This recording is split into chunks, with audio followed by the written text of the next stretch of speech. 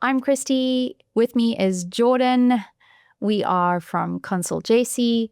This is After the Demo, the conversation that starts after the screen sharing stops. We're discussing why digital transformations fail and where they succeed. And today we're talking about the 82% problem. So, Jordan. Hi, Christy. Hey. So we're talking about the 82% problem, and this is something that decision makers ask us about, why their IT transformations could be at risk of failure. And Gartner did the study, 82% of digital migrations fail. And, business owners want to know about how realistic this percentage is, and does it apply to their project? Sure. So, thanks, Christy. It definitely does. It's a real number. 82% is a real number. But it is a combination of different, what we're going to call failure patterns. Mm-hmm. So most businesses wouldn't be looking at all of the potential failure patterns. So it's your likeliness of your project failing isn't really 82%. Sure. Okay. Yeah, if you are a decision maker about to make this big, huge decision, adopting software, asking your people to make changes, investing money in the software and probably an implementation, you, I guess, care less about that number and care more about the patterns themselves. Which patterns are going to affect me or could potentially affect me. Sure. Yeah. Sure. I also have good news. This sounds kind of dreary so far. 82% and patterns. And it sounds a little bit like a sci-fi show as well, 82% problem. But there's good news, like I said. And that's, you can identify those patterns. And so that's what we're going to talk through with you guys today. Yeah. And we're going to go over some of the more common patterns. Awesome. So let's jump right into it. And, this is a study that's been around for some time, but the three common patterns, the first one we're talking about is tech first, process after. And just to name it, the technology gets procured because of all of these great features, and the process hasn't been worked through or even thought about. Right. So tech first failure is what they call it. And yeah, it's exactly that. You didn't consider your processes as much as you did whatever the other reason is that you chose the tech. Yeah. And it's often features, even GWiz features that don't even really matter. They just look or seem cool. Like AI, right? Like AI is the most common one, right? Does it have AI? Does it have AI? Yeah. Can you give us an example of kind of where you've seen this happen? Just a generic example of how you've seen this play out in real time. Okay. Yeah, an example would be, it's a CRM, right, for a sales team, for a company with a sales team. And the process wasn't configured, wasn't considered, obviously. I wouldn't be using it as an example. And you took 6 months to evaluate, maybe took 3 months to implement. Go live is here. 3 months into go live, your salespeople are upset. Yeah. They don't want to use the system. They can't use the system the way they want. Sure. And that's because your process didn't make the decision on which software to get. And so, like the sales, there's different regions, there's different product lines that these salespeople sell, and those processes weren't taken into consideration, and it was just configured for one sales process at your company. Yeah, and then leadership turn around and say, this is a failure, and the software goes out the window and you start all over again. Sure. So, and the CRM was fine. Yeah. Or could have been fine. It could have done the job. Sure. For sure. Yeah. So why do you think some businesses fall into this pattern? Buyers, I love the financial department at companies, but, they often want the least expensive, so maybe price was weighted more than process or, again, those features, And in the comparison chart, where you're comparing CRMs and features and everything, there was just check boxes next to the AI or whatever the features were. But process wasn't in that matrix, Sure. And I suppose some things we could do to avoid falling into that pattern would be to just do proper discovery, right? And Sure. include the right people in the decision-making process that actually have a good idea of how things should be, boots on the ground. Simply put, the process owner. Yeah. In this case, the chief revenue officer, whoever drives revenue, and the sales manager. Sales manager, sure. Just driving making sure that the software matches their process. All right, so let's move on to the second pattern, which is the champion-dependent failure. So simply put, it was one person who owned the process and the delivery and everything, and then halfway through the implementation, they left. I have to add, it might not have been in the study, but picking the wrong champion. Yeah.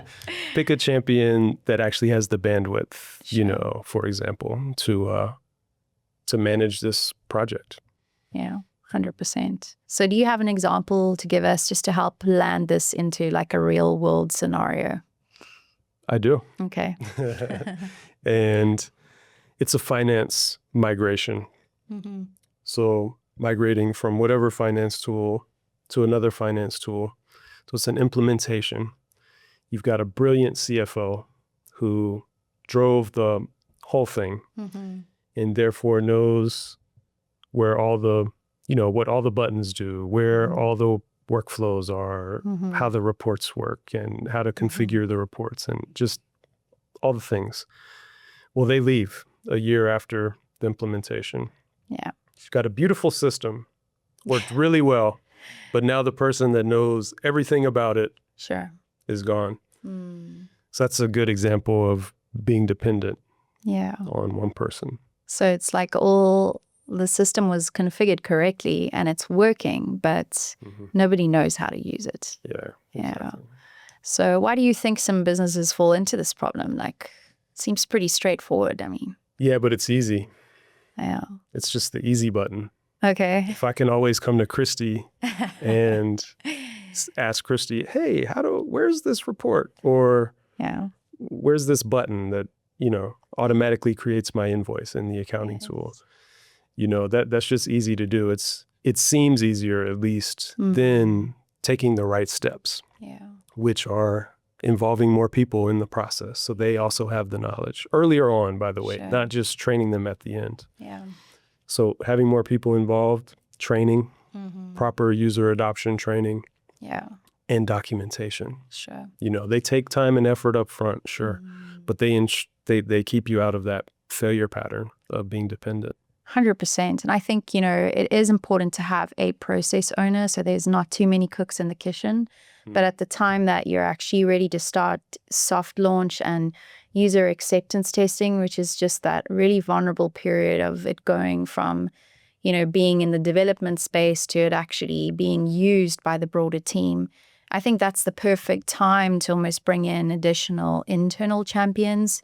And that's really a way to anchor the change as well and making sure that, it may be one person that knows where the button is, but shortly after the soft launch happens, you're already passing on that knowledge to other people in the team and you're giving them that sense of agency and ownership. I often find that in hypercare, it's the things that people don't know that freak them out and they want to handbrake and pull out of the implementation just because they're feeling that tension inside of themselves that, they've got to change the way that they work. And so it really leads us into the third and final sort of pattern that we're going to chat about today, which is, change. And the pattern name is technology before change management. Sure. And, or without it. Yeah, exactly. And just to name it, you've built this beautiful system. Everything is working and it's configured to the T, but the behavior doesn't change. Right. Believe it or not, I have another example. I'm so glad. So analytics. Yeah, it's an analytics project. You need dashboards and metrics for your leadership. And, you spend time and effort building it. And, you're a big company. So you have, 6 departments and all these leaders. And you've now hooked up your real-time data to these dashboards. Each leader can just go to a dashboard, fidget around, drill in on a chart or a report, put in a filter to look at a time period or anything they need, the metrics that matter to them in their department. And go live happens. Implementation is done. It's time to start using the system. And no one uses it. They're back to their Excel spreadsheets, aren't they? And asking their assistant to rig up their PowerPoint deck that they've used, since 2011 that displays the information, how they're used to seeing it. Yeah. Yeah. So it's really this kind of adoption and making use of the tools. It's not actually a failure. The failure is coming well after the software has completed its job, essentially. The failure comes just because the people aren't willing to really change, to use it and to, see things in a new way. So, why do you think that that's happening so often? Because, we see it all the time. Yeah, we see it often. We used to see it a lot more often, but now we know to coach people on this topic. But it's, I think one of the big reasons is just viewing project completion, go live, as the end of the project. Sure. When really there should be an adoption phase, another milestone in the project. And that is actually adopting the system. Yeah. And I think there's this relationship between, the implementation house and the leadership team that is really symbiotic there because, if you look at it from that lens and you realize that adoption is so crucial to a project being successful or an IT migration being successful, at the end of the day, the software can only go so far. Yeah. And, it's about people. It's about the people. Yeah. And you really cannot just overlook that component. And, the implementation partner, your development or IT partner can only go so far at producing a successful product. Ultimately, it's up to the leadership team to really drive the usage of it in order for it to be a success, With that in mind, what should we watch out for to avoid falling into this pattern? Well, firstly, not having that milestone phase, having identified that you need an adoption phase. Secondly, not having someone own it. Have a leader in your team own that phase and just change management in general. But making sure that people are using the system.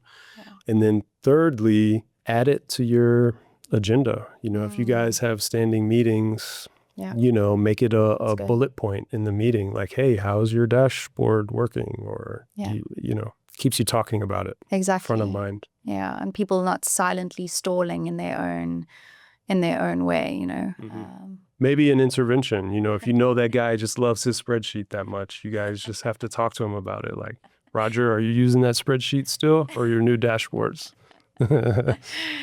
And sometimes there's like a real reason as well, I'm not seeing this KPI or whatever the case may be. And sure. And in that case, it's good feedback for your implementation partner to make sure that feature is in place. But if it's Roger giving this, comment deep down into go live, after he's had plenty opportunities during implementation to review the work, I'd argue that Roger's just not willing to change, and maybe he's not going to be part of the future of the company. It can be that severe. We've seen it. Yep, absolutely. Yeah, people quit and get fired. Yep. The ship is sailing. You're either on or off. So sometimes you do have to have those conversations with your team members, and it is tough. But if they're handbraking a $1 million migration plan, then you need to be seriously considering how valuable their, feedback is, and when it happens during the project lifecycle, so that it doesn't have the risk of, deeming your entire migration as a failure. If you remember nothing else from this episode but these things, it would be that the 82% problem is an average of many failure patterns, of which we've identified just 3 of them today. So you are likely to fall into one of those 3 buckets at some point in your implementation journey. My second point is just know it and own it, and see where the risks or blind spots are in your implementation strategy and talk about it. Plan for it. There is a way to avoid it if you're just proactive. So I have one thing that you guys can do to help prevent you falling into one of these failure patterns. And that is, especially now that you have this information, to take 30 minutes, block it off the calendar, get all your leadership to take part, and each of you guys write down on a piece of paper what you think your failure is going to be. And then it's autonomous. Don't share notes. Don't say it out loud. It has to be discreet, and everybody does it individually. And then you're going to share notes afterwards. And if you see patterns in those potential failure patterns, then you're likely looking at the things that could cause you to fail. Sure. And now you can plan for it. Do that up front, if I didn't mention that. Do that in the very beginning phase. Yeah, like while you're busy evaluating your migrations, actually do this exercise. That's so valuable. Thanks, Jordan. And I mean, it's free, so just do it. Why not? Why not? And I think maybe something to ensure is done, before you get going with even discovery.